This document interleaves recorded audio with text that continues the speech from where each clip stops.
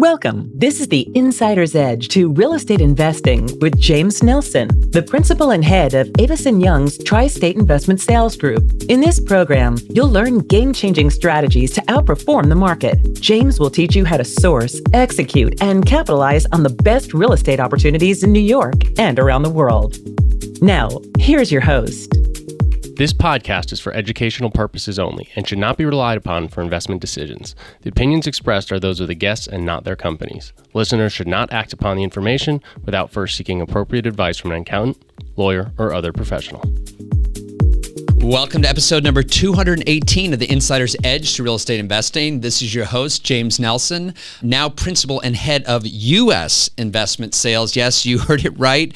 I've now taken on a national role with Avison Young after 25 years plus of being in the New York market, now helping drive sales activity in our major markets. For those of you who don't know, Avison Young has 120 offices around the world. 60 of those happen to be in the U.S., and we're going to be focusing in on the top major markets, driving, again, sales activity in the major food groups, multifamily, retail, office development, supporting industrial. So I'm super excited about that opportunity.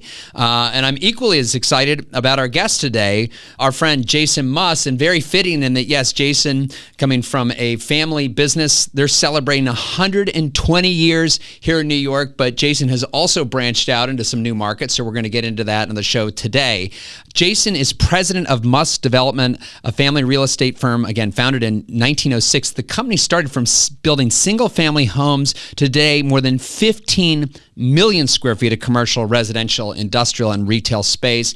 And you're going to gain insight on that long-term ownership mindset, how Muss has been able to do this with conservative financing, the importance of strong tenant relationships and stable management. Jason also shares strategies for partnering with like-minded investors and how to vet potential collaborators. I really love what he has to say. Well, the whole episode was fantastic, but he gives some great advice towards the end as well, so definitely stick around for that. And as always, if you go to jamesnelson.com, I built this site for you. That's where you can find show notes. That's how you can connect with Jason. And so we're going to have a brief word from our sponsor, and we'll get right into that interview with Jason Muss. A different approach to putting our clients first. Avison Young's Tri-State Investment Sales Group sells multifamily, office, retail, development, and specialty sales throughout the New York metro area. As experienced thought leaders in their industry, our 35-member group is available to help you make informed investment decisions by advising you on your current holdings or identifying new opportunities in the marketplace. Our one unified team is built on an industry-unique platform which promotes unparalleled collaboration and teamwork. We share core values of hard work, integrity, and expertise. We put our clients first, providing tailor-made strategies to achieve superior results. Please visit us at aytristateinvestmentsales.com and follow us on Twitter, LinkedIn, and Instagram at JamesNelsonNYC to learn more. Welcome, everyone. Thrilled to have with us our friend and client, Jason Muss, who's president of Muss Development. Jason, thanks so much for coming in today. Thanks, James, for having me.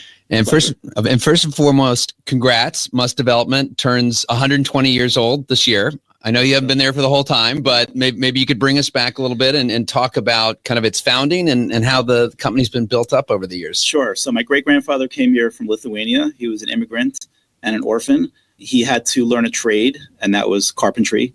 So he built one house, and from there built another, and that's how the company started. He went bust during the Great Depression, had a little bit of a comeback, but ultimately it was left to his kids to keep Muss Development going. My grandfather and father worked together for many years, and I've had the pleasure of doing the same with my dad, and it's been a fantastic run. So we are the ultimate long-term real estate company, I guess you can say. Absolutely. Yes. You've come a long way from building, single-family homes. So at what point did it transition from being a builder to actually ownership? I mean, do you remember kind of the story of when the family started investing and owning? Sure. I think it's always been ownership, but the properties that we still own today are probably go back as far as the 60s and 70s. Mm-hmm. My grandfather and his brother built together several shopping centers that we own to this day, which is an incredible story. When you go into the basement and you find things from 70 years ago, mm-hmm. you find files with my grandfather's signature on it, or plans, the like, and notes, stuff like that. I think that my father, Josh, took the properties to a different level as far as the kinds of developments that we did together. And Muss, stuff that he did before I was around, thousands of homes in Staten Island, shopping centers and office buildings in Queens and Brooklyn and Staten Island, and ultimately working up to Renaissance Plaza and the New York Marriott at the Brooklyn Bridge, which we all continue to own to this day. The interesting thing is that there have been no large-scale developments that Josh built in, say, the 70s, 80s, and 90s that we don't still own. So we managed to keep hold of the real estate. We manage it as not just stewards, but as just forever owners. So that's the way we think about it. And it really works because the tenants that we have in the building know that we're going to be there. They know that we care. We regularly visit every property. I think that our lenders appreciate the fact that there's no end of the road. So we're going to be in the loan forever. We're going to pay back the loan when it expires. And we've had a track record of not getting into adventurism and trouble. And I think it's served us well. And then from there, you use it as a springboard to do new projects. Mm-hmm. It is amazing. Well, first of all, I want to say, just from own personal experience, having been a tenant in one of your buildings back in the Massey Knackle days, Sure. With your Queens Boulevard building. What was Queens Boulevard, right? Barstool's Tower, yes. Yes. And, so I can personally attest to the attention to detail and the pride which you own. But it was fun having you there. It was great. It was a lot of fun. It was like, well, we had Tommy D and a whole cast of characters there. Those were some great years. Sure. But the idea, most developers, they build, they sell, they go on, they build more. So this is pretty unusual to have, families. And again, maybe I could think, the Left Racks. I mean, there's some other, the great New York names you can think of, but that decision early on, I mean, does your father ever talk about kind of why that was, as opposed to expanding? Because obviously if you could sell, you can monetize, you can take hopefully the profits, you can go build more. Sure. It's definitely a slow and steady approach. You're not going to get rich in 10 years doing it the way we do it. It's really something that you're building over time. It's not just accumulating properties, it's how much debt you have on the properties. So if you have a portfolio that maybe is half the size of somebody else's, but your debt is significantly lower, you may be in a better position that way. The way I think about it is, when you're young and you're able to, you push that rock up the hill, and you push and push as young as you are in terms of lower debt, maybe a better ownership structure for yourself and for your partners. And then as you get to a certain point, it starts going down the hill. And the sooner you can get that rock to the top, to the peak, going down becomes a lot easier. And if you're perpetually buying and selling and flipping onto the next property, I think you're losing a little bit of the momentum. There are a lot of transaction costs. There are tax ramifications. You have to dissolve partnerships, go into different partnerships when you buy and sell. We know when we go into a deal that either it's just family ownership or we bring in like-minded partners, and when we run the deal, we tell people up front, this is going to be a while. Don't look for a capital event unless it's a refinancing or just cash flow that accumulates over time.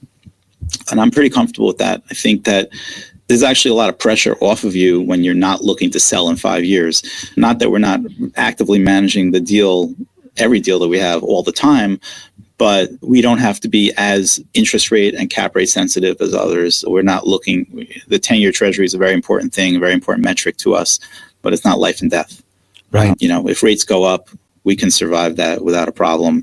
And if rates go down, obviously that's great. And we'll be very happy if that happens. But the way we finance our properties, we're not dependent on cap rate compression or the 10-year treasury dropping precipitously, maybe like some of the merchant builders may be. And not that there's anything wrong with that model, it's just different than what we do. Right. And there are inherent risks with development. Certainly things can go wrong, but as you really stressed, you've put yourself in a conservative position where if things don't go according to plans or take longer, that's usually, you see a lot of, in these distress situations where developments are over leveraged, and then the timing, you miss that timing window, it can make or break a deal. So clearly you've kind of taken that off the table. But what's interesting to me is that a lot of the long-term holders, and you've certainly bought existing as well, Sure. but most of long-term holders would buy existing, maybe even in this environment today, below replacement cost, improve, hold. So the decision to focus on development as opposed to buying existing. Well, I think both models work. We've been buying in the last 5 years more than we've been developing. I think the metrics for development have changed with interest rates being higher. If you're building to try to sell at a 4 cap or a 5 cap like you were maybe 10 years ago, there's a lot more room for profit than if you're buying unlevered, you're building unlevered at a 7 and you're trying to sell at a 6 cap. That's a little bit less lucrative, I believe. So when we buy, at least we know when we go in, there's a cap rate there. It's not just dirt. You have a cap rate, and you can improve the cash flow, and you just take the time. Instead of the development process, which would be 3 to 4 years, you take that time instead to implement your value add process, and they're not that dissimilar. You're just going to probably have at the end of the rainbow a little bit less profit on a buy than you will on a build. It's just the nature of the beast. Makes sense. Yeah. So talk about partners if you take on outside capital. I mean, I think oftentimes what drives a lot of these buy-sell decisions is if you bring in, institutional capital, a fund, it has a life. So, Yes. Typical deals from start to finish might run, 5 to 7 years. I would assume if you do have partners, they're, have the same mindset that you do, that it's really buy and hold forever.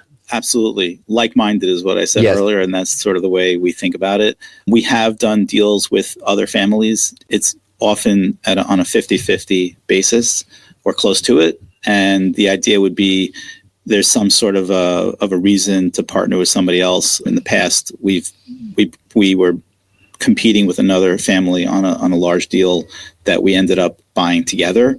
And we've owned that deal with that family now for 40 years.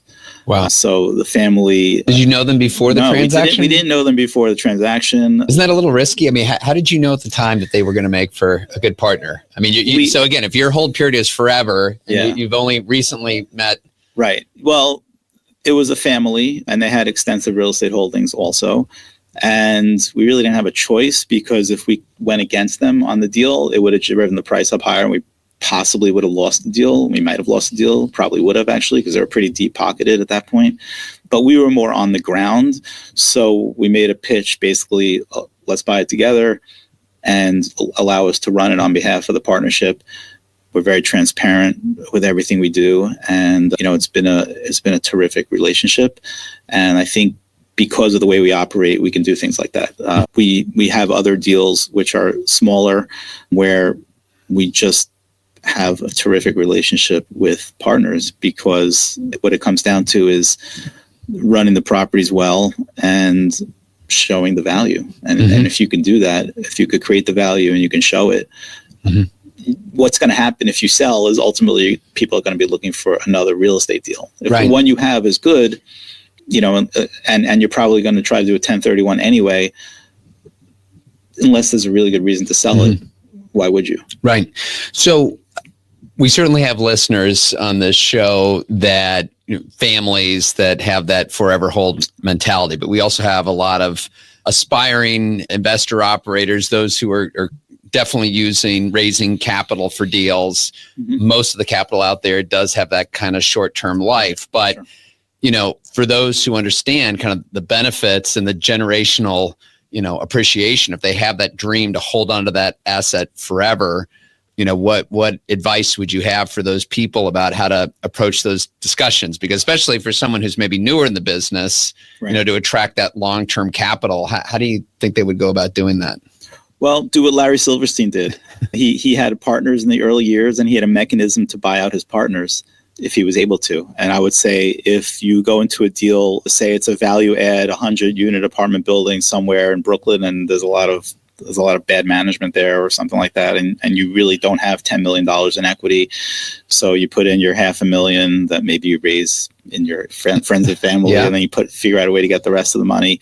Maybe the partner that you bring in would allow you to have, a right of first refusal in terms of when the sale process happens, and you could at a later time, after you've built up more relationships, you can get long-term people to come in and buy out the short-term partner, because somebody coming in with all that money, they're going to probably want to get out within 3 to 5 years. Mm-hmm. But once you've stabilized the cash flow and it becomes more of a core plus deal, at that point, you can bring in longer term money. Maybe you'll have more money to put in yourself. You can bring yourself up to 10, 20% of the deal and continue to manage it on behalf of the partnership. And if you do that 4 or 5 times, all of a sudden you're building up a portfolio.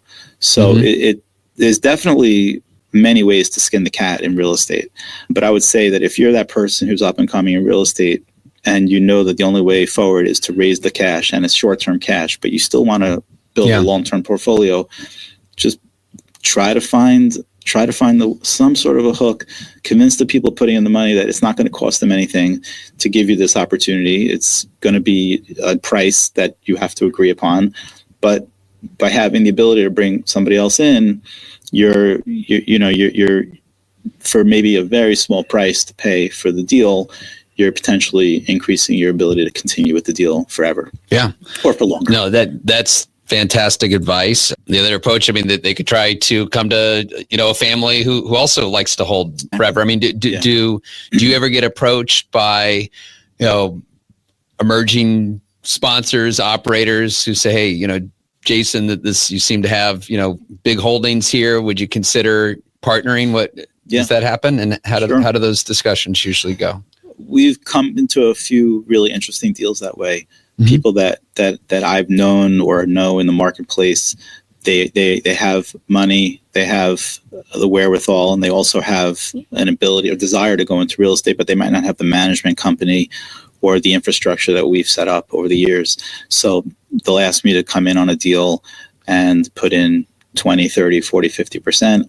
I'm okay with it as long as we have the ability to be the manager.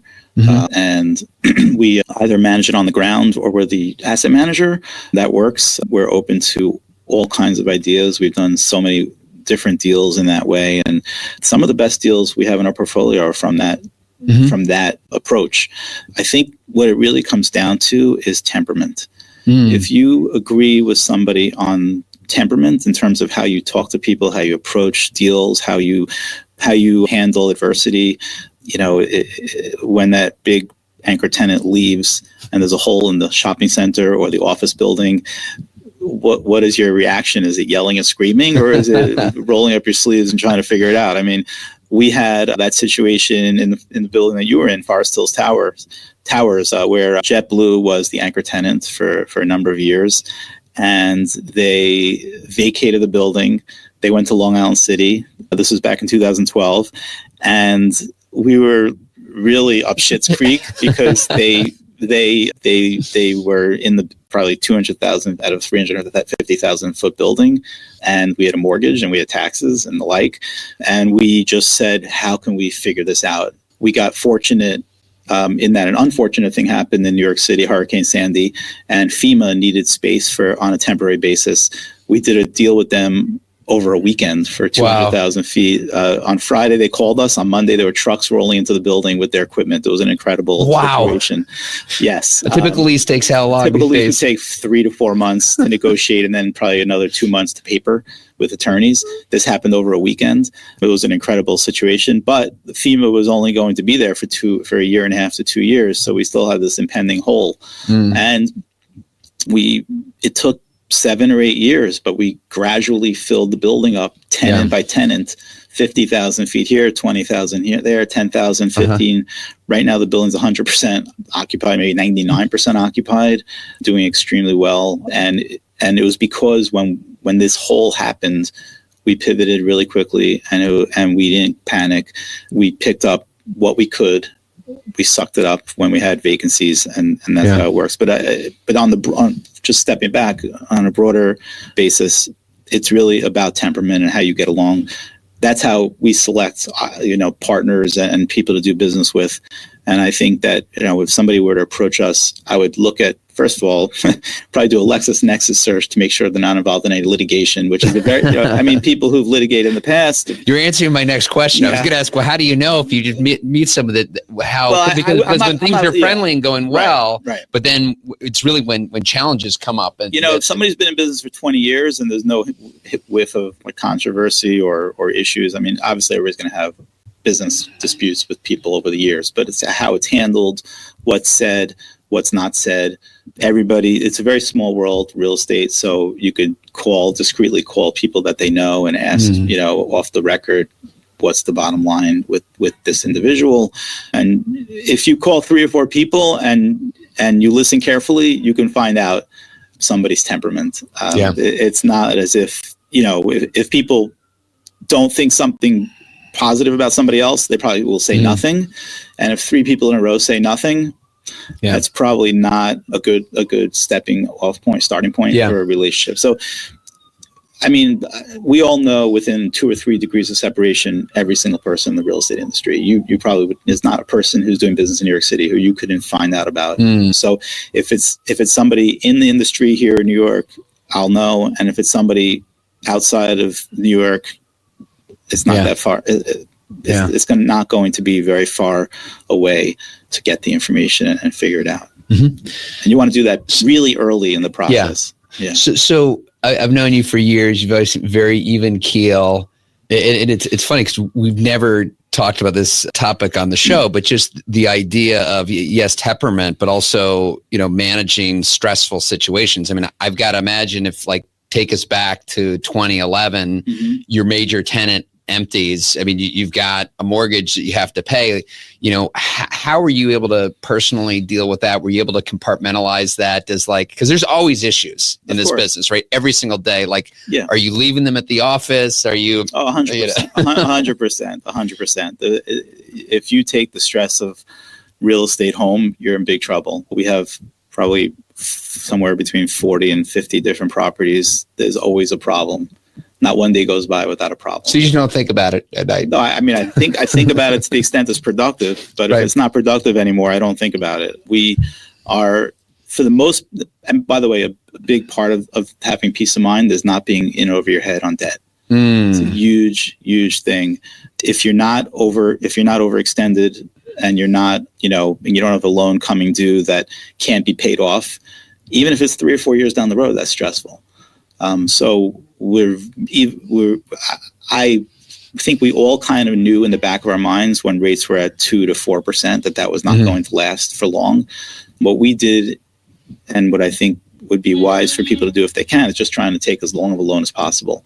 I'm willing to give up a little bit of the upside of rates going down and taking out cash in order to have kind of the certainty for the asset that it's not going to do, and there won't be money to pay it off, and you have to go and do a capital call, which nobody likes, or you have to, put the money in yourself, or take a predatory loan. Well, predatory might be too harsh of a word, but a higher interest loan with a lot of terms that you're not going to want to read in the contract. Right. If you read it, I'm an attorney, so I read a lot. I was going to eventually ask you that, but yes.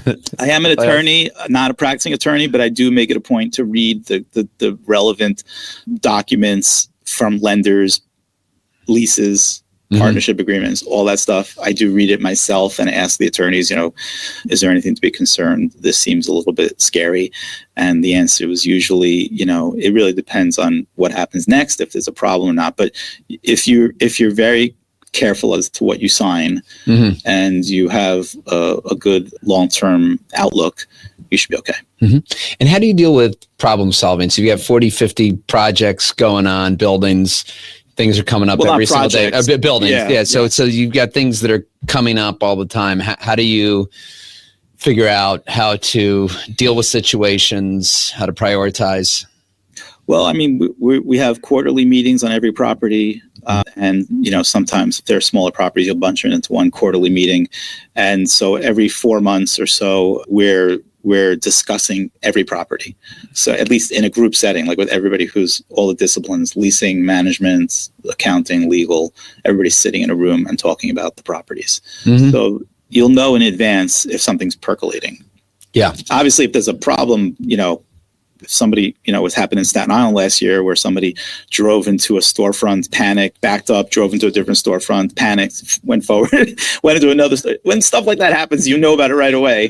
That might have been a little more than panic. I mean, I'll give you the benefit of the doubt on one. Nobody was killed, but the Chase branch was not very happy when the car plowed through their storefront. They thought somebody was trying to break into the vault or something.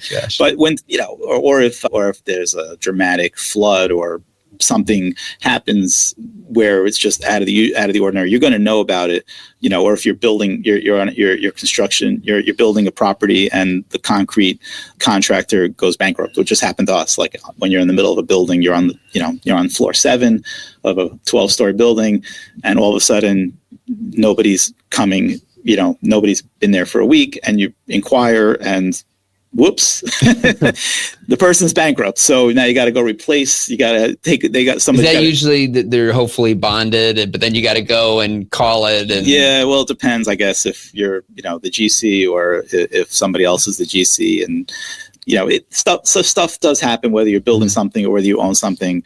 There's never a shortage of news, but most of the news is just part of owning a property. You learn over the years that no matter what happens, it's going to pass. Yeah. I mean, unless of course the property is utterly destroyed, which is unusual. So what's your favorite part of the business? Is it the deal making? Is it acquisitions? Is it asset managing? What is it that you really enjoy? I think it's good. I think honestly, like the day of a closing, when you buy something or you start, that's really the most exciting day. Okay. I do love that. Does that mean it doesn't get better after that? Well, I mean, that's like your most optimistic day, like the day of closing. This is going to be fantastic. Look at the numbers. It's going to be a 3 multiple, and we're going to make a 25% IRR, and this is going to be fantastic. It's so funny because we had Jordan Vogel on the show. I remember he talked about buyer's regret. He said, I bought 80 properties at the time. He said every single one. The next day I said, oh my gosh, what have I done? I just bought this property. That means I paid the most money. Right.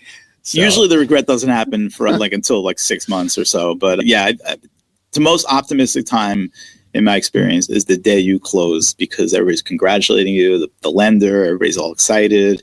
You make a little announcement. Right. Well, you don't get because you hold all your buildings, so you don't get the closing, when you turn around and sell it. Right. But maybe for you, the capital event is the refinance or whatever it is. I mean, that's when you... For me, the capital event is when there's the first chunk of cash flow and you're like, wow, this could be recurring forever if we run this building properly. Mm-hmm. So if you put $1 million, let's say just you put like $1 million of equity and you get that first $60,000 check, and you think maybe next year it'll be 80,000 if you do things properly, and then next year it could be 100,000. You're like, wow, look what we just did. We created something that we paid money for it, but there's now going to be cash flow that we could, hopefully have. And then of course, if you financed it properly, that could be exponential cash flow, because you're paying down your mortgage over time.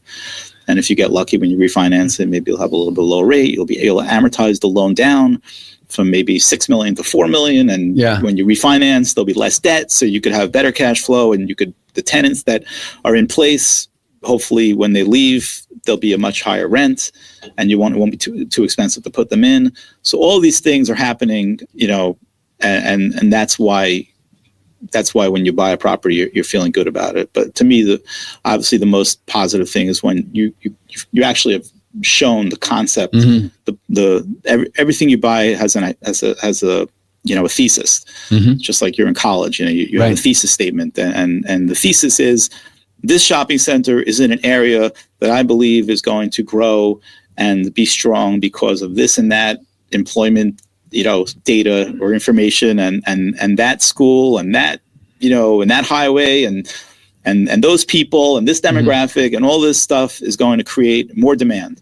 So if somebody goes out of business and you can't replace them, then you were wrong. But if somebody goes out of business and then the next day you have 3 offers for 25% more rent and they're willing to take it as is, all of a sudden, oh, look at that. How do you come up with your thesis for investments? I mean, how do you, determine that? Is it data? Is it asking around? How are you seeing things that maybe others are not? I think it's anything and everything. Of course, it's data, but a lot of it is what you think is going to happen in the world and in that market, and whether it happens or not. Hopefully, more happens than doesn't. Yeah. And in the overall, your thesis is proven correct. But at the end of the day, it's just a thesis, and it's not something that you can prove ahead of time.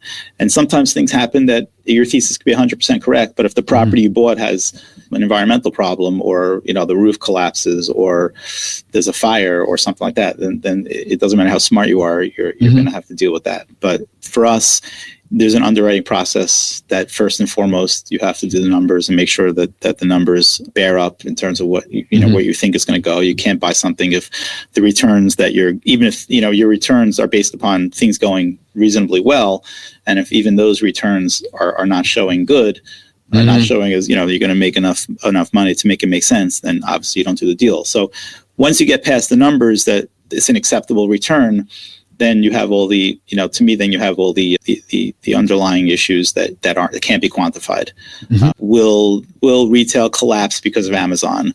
Will the office market in this area, really continue to be strong based upon people are moving to other areas of the region? Or will the residential occupancy stay high in central Brooklyn because they're building 20,000 units in northern Brooklyn? Things like that. I mean, there's no way to really know what that stuff. That is really just, it's a combination of your own instincts and of the data.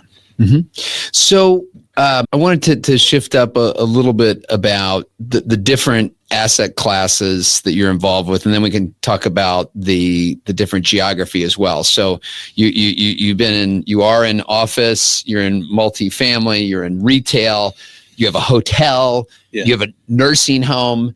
So how is it that you've chosen to diversify, right? Was that a conscientious decision that you go into all these different asset classes? Was it tough to figure these out? Well, I mean, some of that stuff was there before I got to the company. So the nursing homes were built previously before I was there. There's something that we don't run ourselves. They're just great assets to own, and we have third-party companies managing them for us. The same thing with the hotel. We don't run the hotel ourselves. Marriott does a great job at that. What I do make a conscious decision to invest in, and what I have in the past, is retail, office, and residential. To me, those are the three basic groups. Put industrial and warehouse on the side because we're not in that world. But as far as what I've done personally and what I've acquired and built, it's office, retail, and residential. I think all three of those assets are interrelated. They're all commercial real estate. They all have the same group of lenders buzzing around lending to. Even with office, maybe not as much today. Yeah. Historically speaking, and I think in the future it'll go back to the way it was. I think 5 years ago nobody wanted to touch retail, or 7 years ago people thought retail was COVID and internet shopping and all that other stuff. People thought retail was dead. I think that's been proven demonstrably false. The three groups that I'm actively involved in, I think all three of them do share the same world of potential investors, potential lenders, potential tenants, obviously different kinds of people, but it's all based upon the same thesis that there'll be strong economic growth. That the area you're investing in has people around it that want to be there or need to be there, and that will continue in the future. All three of those uses share those basic things in my mind. Right. So, but from an operating standpoint, I mean, these are very different propositions. Well, I guess it depends, but with retail, I mean, you might only have a couple tenants depending on how the leases are structured. I mean, multifamily, I would think, is probably the most intensive to manage. I mean, they are different languages, but if you grow up, if you've been, speaking different languages your whole life, it's not that crazy to switch from one to the next. I guess that would be the way I would describe it. So, I've grown up with all three, and I feel like we understand all three, and they all have their own cadences, but we have the same group of people for the most part, except for like leasing agents. Aside from that, we have the same group of people in our firm running all three. Right. And I think we understand all three, and I like them all.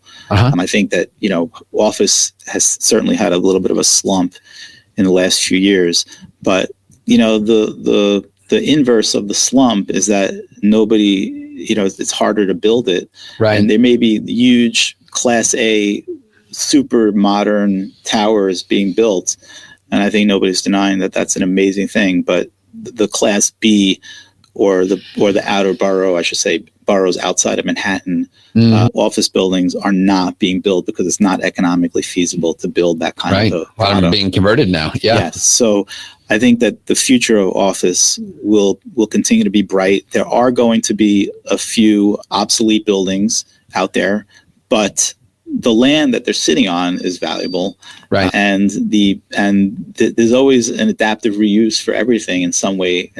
So I don't think that really there are too many office assets out there that are going to lose money for their owners. Again, going back to the debt thing, as long as they're not over leveraged right now, I think that there will be a strong rebound for that as well.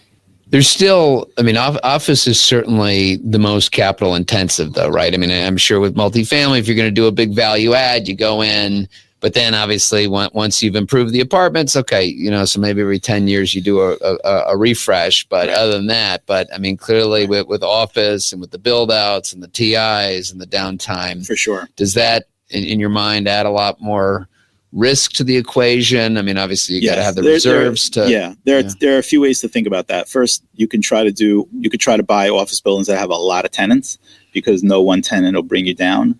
The negative to that is that, a lot of tenants requires a lot more management, a lot more active handholding and the like. Or you can buy a building that has one or two anchor tenants, as we saw with Forest Hills Tower, that has its negatives, but the good news about that is if you find the right tenant and you can sign them to a long enough lease, then, and the tenant's a quality, bankable type of tenant, you can put the property to bed for 20 years and not, obviously you have to actively manage it, but you're not generally involved in the interior space of that tenant where you would be with residential, where you're going into the apartment and managing the actual space from the inside as the oven doesn't work or the leak or whatever, or the floor needs to be redone. For 20 years, you're not going into that space. And what you often have with a large, well-capitalized commercial tenant, office tenant, is they are going in themselves and taking care, because that's what they bargained for, and they don't really want you involved in their brand new data room inside their space. They don't want you involved when they redo their kitchen. They don't want you involved if they want to rearrange a few offices, and you're not involved. And that's a positive as far as I'm concerned. So that's the benefit. The negative is, of course, when that large tenant leaves, you better damn well be ready for a huge slug of capital to put into the space. Free rent, broker fees, capital improvement, maybe a contribution to the tenant's work, all kinds of things that go with that. So that's why it's actually kind of nice to have the three different uses: residential, retail, and office. You're not fully tied into that world. When things go bad with office, at least you have the residential and the retail. And if things go, if the residential world has a slump, you can lean on the other two. Would you agree that office is usually the tip of the spear? So if you look at a city growing, you have an office, maybe it's a major tenant relocates, so immediately there's this big office demand. From there, people need places to live. So then apartments, there's a greater need for apartments. And once people are living there, then they need places to shop. Yes, but why is the office tenant choosing to go there in the first place? So it's like a chicken and egg thing. Yeah, they're going there because it's a great place to be. So, and then why is it a great place to be? Is it because the office tenant was there in the first place? Possibly. We don't really know. These things start. There are certain cities that started with a lot of advantages and frittered them away, and then there are other cities that have done a good job with their with what their advantages are. I go back to Mayor Bloomberg, what he did in 12 years. He said when he started his mayoralty that New York City is a product, something like, I think he said something to the effect of it's a luxury product. People will want to be here.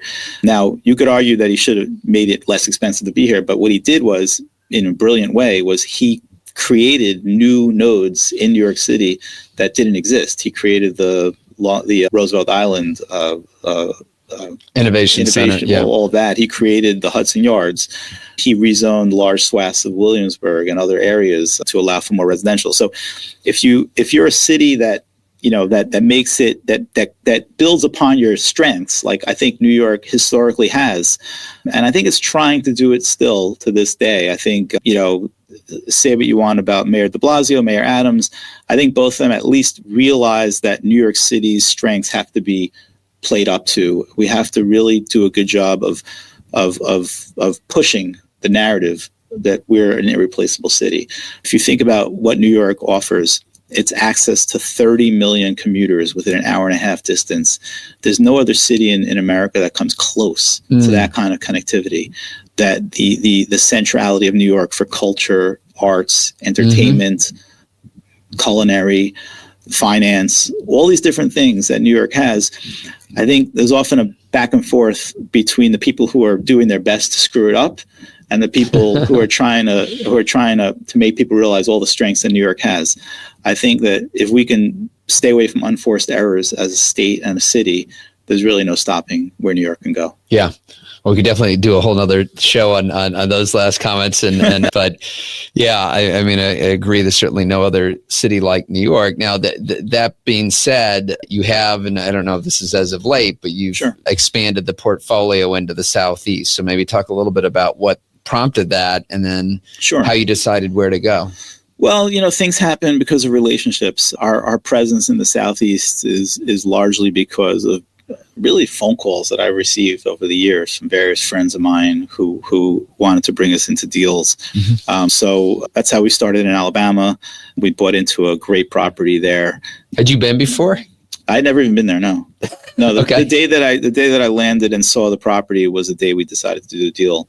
I'd never been in Alabama a day in my life. So I assume you were trusting. It was more about your partner's word than actually doing the diligence. It wasn't about the word. No. It was a building that existed. It was a property that was there. Well, no, I understand. But as far as your being able to commit to that deal, having, only stepped into Alabama the day before, I mean, you obviously weren't able to do that much research on the area.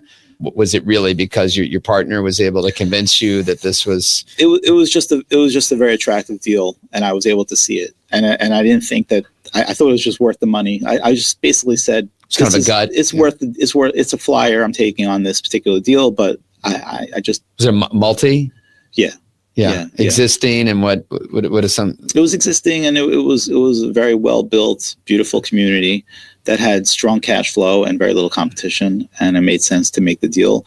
And then from there, we were able to do 4 other deals in the state, which I think flowed from the first one, but also, but the partners weren't the same because for whatever reason, they weren't. One was a 1031 and one was, in a different area. So it became a little bit of our own pursuits in the state that I think continues to this day. And for whatever reason, I think it's a great place. It's done well for us. It was completely random. Some things just happen out of good fortune.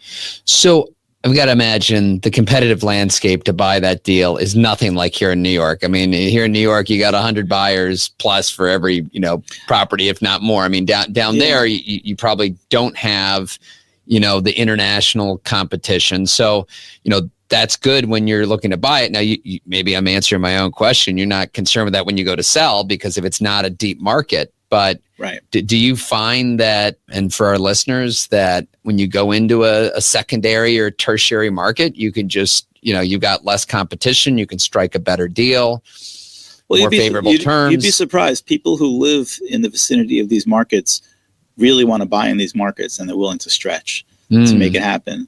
And then there are regional companies that just have a mandate to buy more apartments. So it hasn't been easy to find deals anywhere really in the country. It's real estate is thanks to people like you and with your book here, Insider's Edge, Real Estate Investing, thank you. And bringing new people into the world of buying real estate. Buying real estate in this country is way more difficult now than it probably has ever been, just in terms of the competitive landscape. So talk about gaining that insider's edge, because you go to this new market, the brokers don't know you. I mean, certainly, I think you could very easily convince them of your certainty of execution.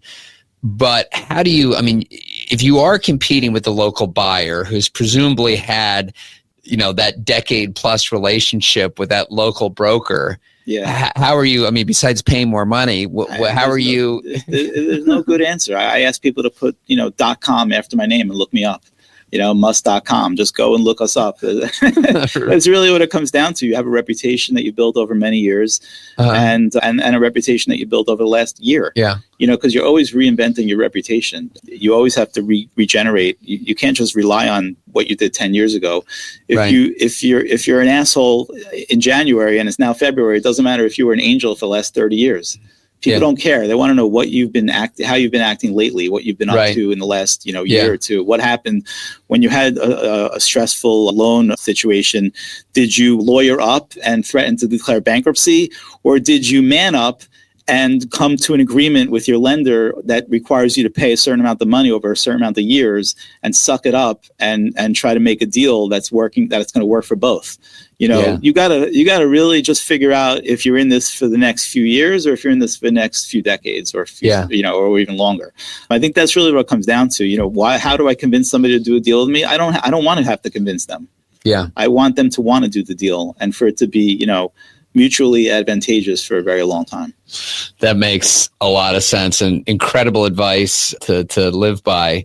I did before I know we're kind of winding down here, but your decision, and I know you went in, you got your law degree. I mean, was the thought process that you were always going to join the family business? Did you know you want to go into real estate? I mean, again, maybe I'm guilty, but I've got 3 sons who are already all saying that they want to do real estate, which is great. I mean, maybe they see that I love the business. It's what they know. Right. And I'd certainly love to see them explore it as well. However, you also, every, kid's different and depends what their interests are. So is that just kind of growing up in a real estate family? It's just always what you knew what you wanted to do? Or did you, obviously you went out and got a law degree. So yes.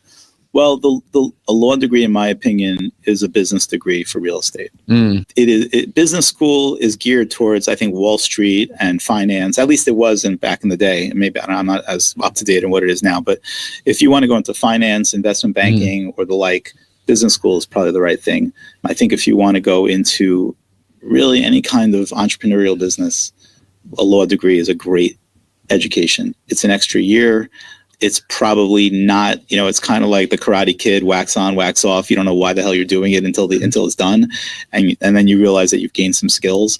So when you're sitting there in your first year of law school and you're reading these very esoteric cases about, contract law, and it seems like, what the hell am I doing here?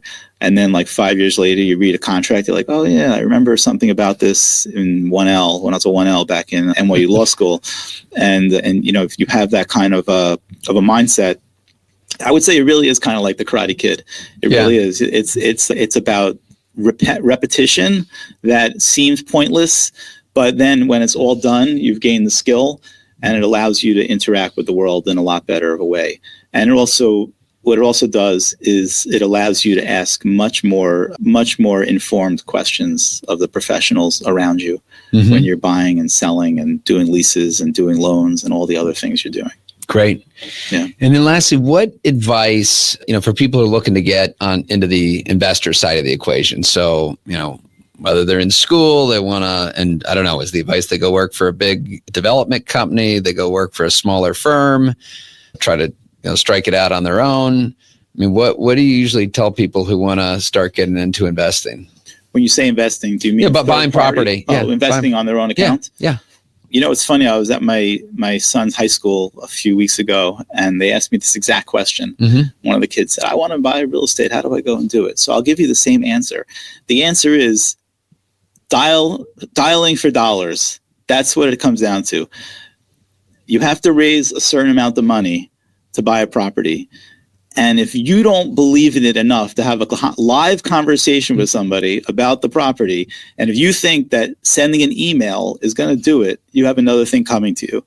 It's called make a phone call, set up a face-to-face meeting, look somebody in the eyes, and convince them that you have a good thesis and that what you're saying makes sense and is going to make money. If you can do that with people who have money in their pockets to invest, then you're going to be successful. Yeah. And if you can't, because you don't have either the facts at your fingertips or you don't have the confidence that your property, if you're just doing it because you're like, fuck it, if they lose money, I don't care. And if we make money, I'll make money.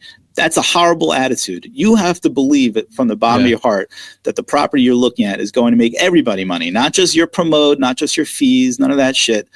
Sorry, I might like personally. Oh, man, why not? None of that stuff. If you don't believe that the property is going to make money, don't raise money for it. Don't ask somebody don't lose other people's money, period. And if you don't think like 99.9% that it's going to be successful, it's not going to be successful. So that's really what it comes down to. I mean, the first thing you invest in, conviction. It's it's a conviction, right? Yeah. If you don't have the conviction that it's as if this is your own money going into a deal, don't do it. Mm-hmm. I love that. And that is so core to, I mean, it's like any business. You're not going to be successful if you don't believe in it. Don't do it, and certainly don't bring your parents or your family's friends' money into it. That's a horrible thing to do. For the listener out there who has the deal, has the conviction, maybe they don't have the experience, right, or the capital. So if someone did show up to your doorstep, and maybe it's someone listening from Alabama, and they think they've seen your portfolio, they think this is a great opportunity, they explain to you why. Mm-hmm. Someone who shows up to your door without that track record, without the capital, what are you telling First of all, that person? I want to see if I know anybody that knows them. I want to find out about the person and the individual, what their character. So let's say they check out. Are they 100% enthusiastic? Do they have a fire in their eye, or do they have like a flicker of like you see their face like, wow, they really believe this is the case, and they really have a great story. And that's when you think, it can't just be going through the motions. It has to be a real energy to it. Okay. Well, I think we're going to find out after the show if we have listeners from Alabama, and hopefully if so, they get some. And I know you're not. It doesn't have to be Alabama. It could be North Carolina, South Carolina, Florida. Other places we've invested in. And we're happy to take it. I am open. You could reach out to me on LinkedIn. You could send me. Call my office. Whatever. I'm open to conversations with anybody. I love talking about real estate, and I truly enjoy meeting people and hearing their stories. So I think that's certainly open on the table, frankly. Yeah, Jason, this has been amazing. And yes, for all of you listening, again, you can, the website, jamesnelson.com, I built this site for you. That's where you can find the show notes for this episode. Of course, you can listen to it on Apple, Spotify, all these places. But my website's where you'll have Jason's LinkedIn. You figure out how to connect with him. With our past guests, there's also a lot of helpful content on there, the weekly article that we write for Forbes. So again, I built that site for you. But I want to thank you all again, as always, for joining. And I think the best thing that you can do, if you, and I don't know how you couldn't like this episode, but share it with a friend. I send podcasts that I listen to all the time. When I hear something, you forward it to someone. It's an incredible thing to do, to be helpful, have that abundance mentality. So I want to thank all of you for sure for joining us all. And until next week, thank you again. Thank you for listening to the Insider's Edge to Real Estate Investing. We appreciate your subscribing and sharing with your friends. If you haven't already, please connect with James at James Nelson NYC on LinkedIn, Instagram, and Twitter. Please also visit jamesnelson.com, where you can find the show notes and other episodes, along with an exclusive video series and other helpful resources, so you can gain the insider's edge to real estate investing. Until next week.